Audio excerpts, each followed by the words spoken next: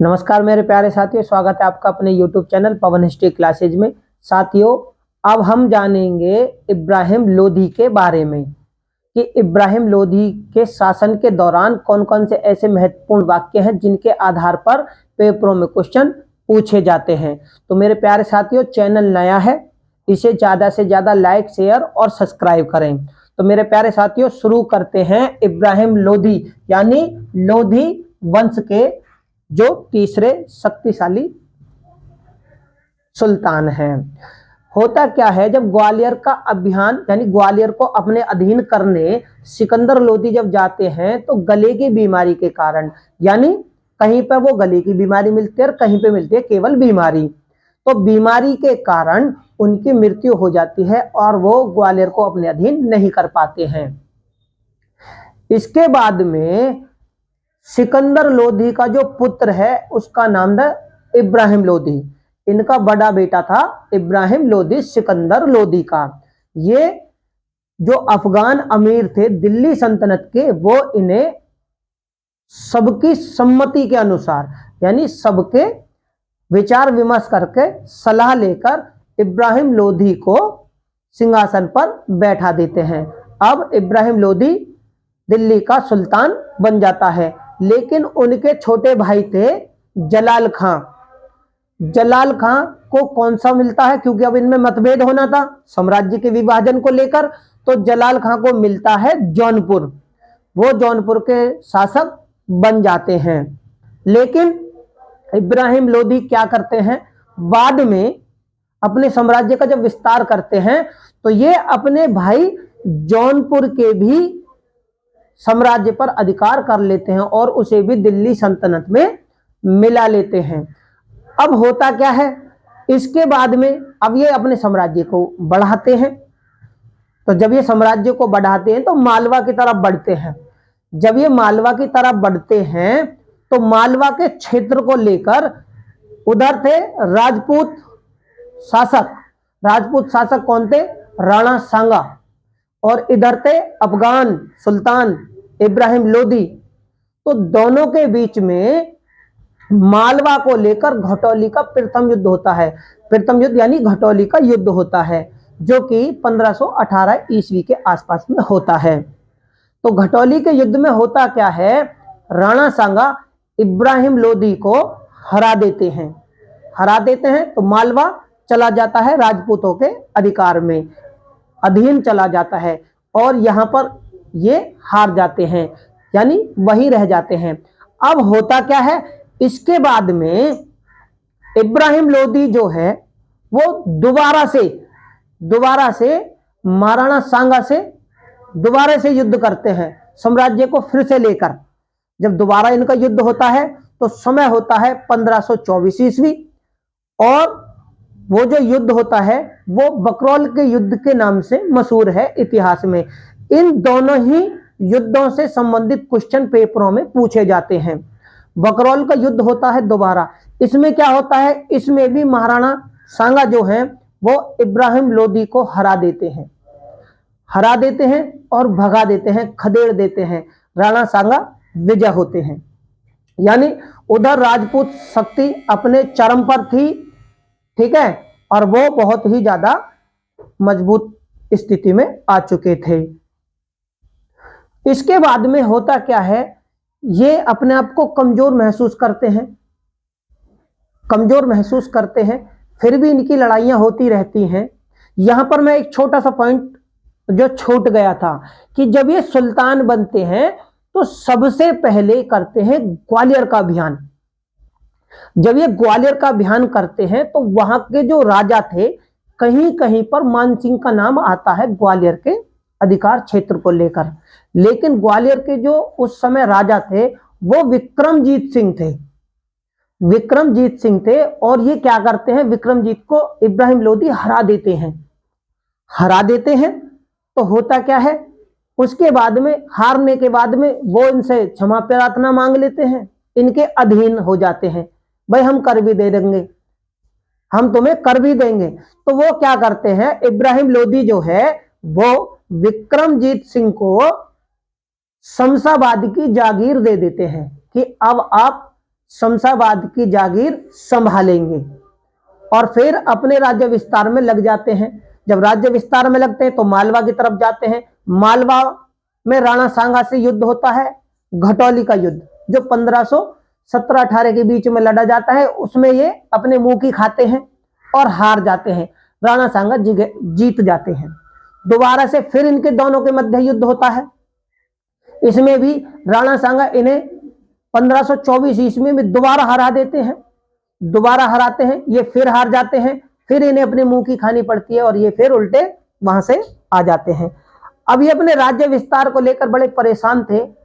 तो ये दौलत खां लोधी, जो दौलत खां लोधी थे वो थे पंजाब के गवर्नर, यानी पंजाब के शासक मान सकते हो आप। ये उनसे मांगते हैं मदद कि यार आप आ जाओ, मेरी मदद करो और हम राजपूत शासकों को हरा देंगे, इधर बंगाल के शासक हैं उन्हें भी हरा देंगे। तो इनसे इनकी लड़ाई चलती है। जब लड़ाई चलती है तो दौलत खां लोधी जो हैं वो क्या करते हैं, क्योंकि इतिहास में मानसिंह और दौलत खां लोधी को ही विदेशी शक्तियों को आमंत्रित कर कर बुलाकर, यानी आक्रमण करने के लिए बुलाया जाता है। तो ये क्या करते हैं, दौलत खां लोधी काबुल के शासक थे बाबर, ये उनको निमंत्रण दे देते हैं कि आप आ जाओ, भारत पर आक्रमण करो। और लालच में करते हैं, क्योंकि वो पंजाब के थे गवर्नर, तो वो सोचते हैं जब बाबर इन्हें हरा देगा तो मैं भी थोड़ा सा राज्य ले लूंगा, लेकिन ऐसा संभव नहीं हो पाता।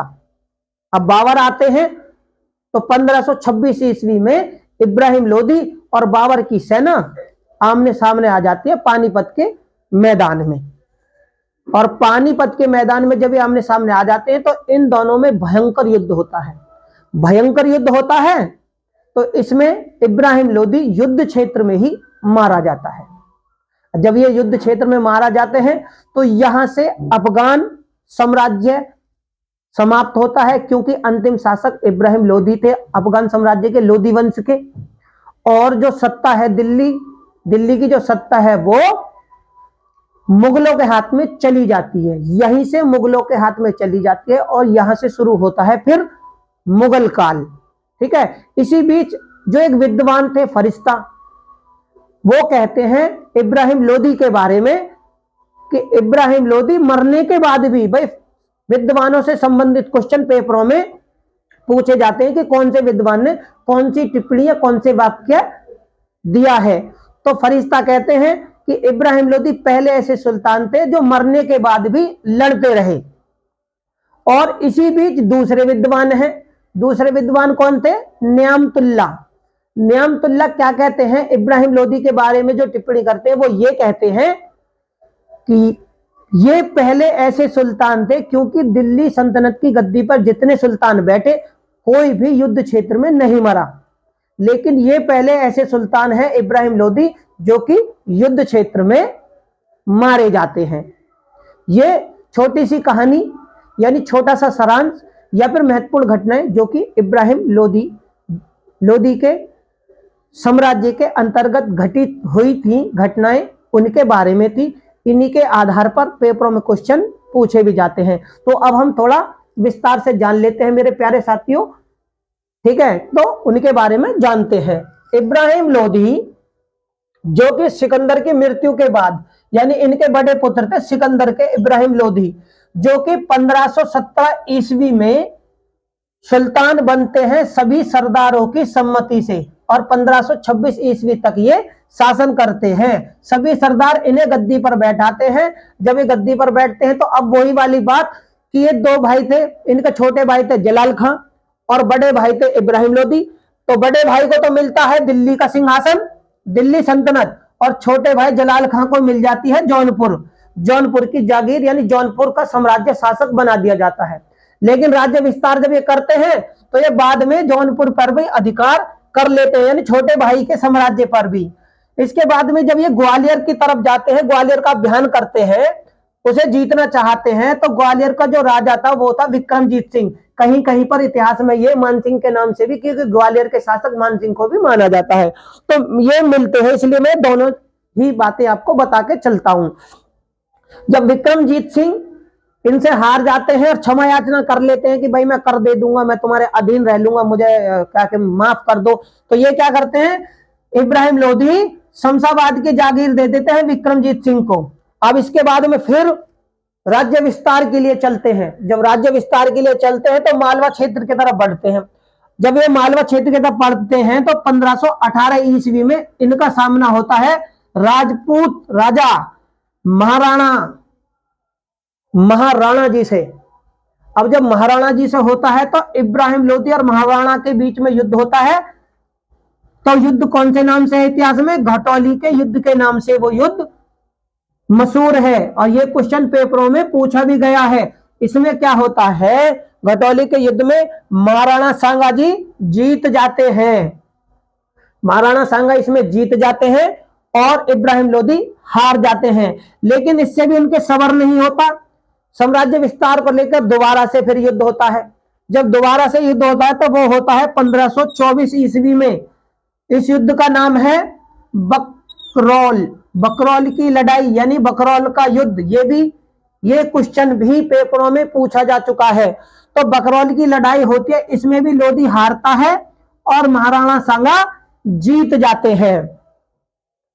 जीतने के बाद में ये मैंने अभी आपको जो जानकारी दी कि पंजाब के गवर्नर थे दौलत खां लोधी, ये उससे मांगते हैं मदद कि यार आप आ जाओ, हम राजपूत राज्यों को जीतेंगे और राजपूत राजाओं को हराएंगे। लेकिन ऐसा नहीं करते, वो इनकी सहायता तो करते नहीं है, लेकिन उल्टा इब्राहिम लोधी पर आक्रमण करने के लिए, इब्राहिम लोधी के साम्राज्य को छीनने के लिए क्या कर देते हैं, काबुल के जो शासक थे बाबर, ये उसे बुला लेते हैं कि आप आ जाओ, भारत पर आक्रमण करो, राज करेंगे सब मिलकर। होता भी यही है। अब बाबर उधर से चल देता है भारत पर आक्रमण करने के लिए। लेकिन जब वो भारत पर आक्रमण करने के लिए चलता है तो इब्राहिम के जो चाचा था ना आलम खां, आलम खां इसी मौके का फायदा उठाते हैं, क्योंकि वो तो युद्ध में व्यस्त था। इसी का फायदा उठाते हैं और कहते हैं मैं दिल्ली पे, यानी ये अपना दावा पेश कर देते हैं दिल्ली के सिंहासन पर, दिल्ली सल्तनत पर। ये भी अपना दावा पेश करते हैं कि भाई मैं भी तो यहाँ का सुल्तान बन सकता हूँ, अमीरों ने तुम्हें ही क्यों बनाया, क्योंकि अमीरों ने सबकी सम्मति से बनाया था। ठीक है ना। इसके बीच में होता क्या है, 1526 ईस्वी में बाबर आ जाते हैं भारत में। अब बाबर आते हैं तो इब्राहिम लोधी को पता चलती है कि यार ये तो बाबर मैदान में आ गया और अगर इसे नहीं रोका गया तो ये तो मेरे साम्राज्य को अपने अधीन कर लेगा।